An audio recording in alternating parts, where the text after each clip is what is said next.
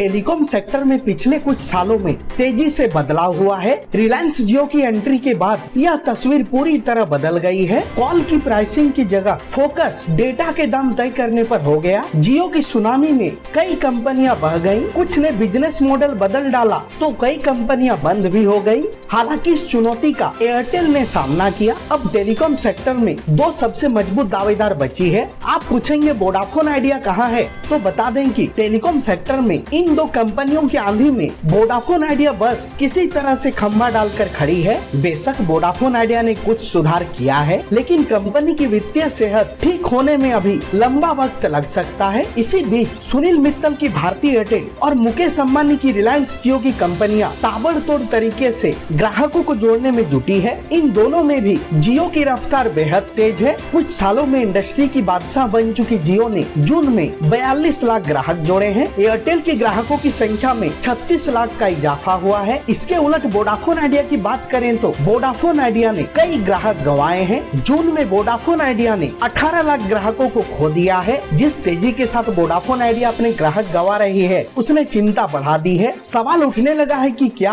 अब इस सेक्टर में जियो और एयरटेल ही रह जाएंगे? वोडाफोन आइडिया का क्या होगा? वोडाफोन आइडिया का एक्टिव सब्सक्राइबर मार्केट शेयर लगातार घट रहा है। आसान शब्दों में कहें तो जियो और एयरटेल के मुकाबले वोडाफोन आइडिया की बाजार हिस्सेदारी में कमी आ रही है। 2020 से यह सिलसिला कायम है। जनवरी 2020 से जून 2020 के बीच वोडाफोन आइडिया का मार्केट शेयर 30.1% से घटकर 21.5% रह गया है। हाल ही में तीनों कंपनियों ने अपने पहली तिमाही के नतीजे घोषित किए। जियो तकरीबन हर पैमाने पर आगे निकल चुकी है। वोडाफोन आइडिया ने इस तिमाही में 7,296 करोड़ रुपए का नुकसान झेला है। ज्यादातर एक्सपर्ट्स का मानना है कि जियो और एयरटेल दोनों के मोबाइल रेवेन्यू में 2023 तक 12% ग्रोथ देखने को मिल सकती है। हालांकि वोडाफोन आइडिया के बारे में ऐसा कुछ नहीं कहा जा रहा है। कारण है कि वोडाफोन आइडिया लगातार सब्सक्राइबर गंवा रही है। स्पेक्ट्रम आवंटन के बाद एयरटेल और जियो अपने दबदबे को और बढ़ाएंगी, जबकि वोडाफोन आइडिया पर अपने सब्सक्राइबर्स को बचाए रखने का ही दबाव बना रहेगा। जानकार मानते हैं कि वोडाफोन आइडिया और कमजोर होगी। 5G स्पेक्ट्रम आवंटन के बाद जियो और एयरटेल ने जिस आक्रामकता के साथ जल्द से जल्द अपनी सेवाएं लॉन्च करने के बारे में ऐलान किया है, तो वहीं वोडाफोन आइडिया इसमें पिछड़ी दिख रही है। वोडाफोन आइडिया चर्चा में बिल्कुल नहीं है। घटते सब्सक्राइबर बेस और मुनाफे में लौटने की चिंता के साथ जियो और एयरटेल की आंधी देखते हुए वोडाफोन आइडिया के सामने आगे का रास्ता बेहद कठिन है।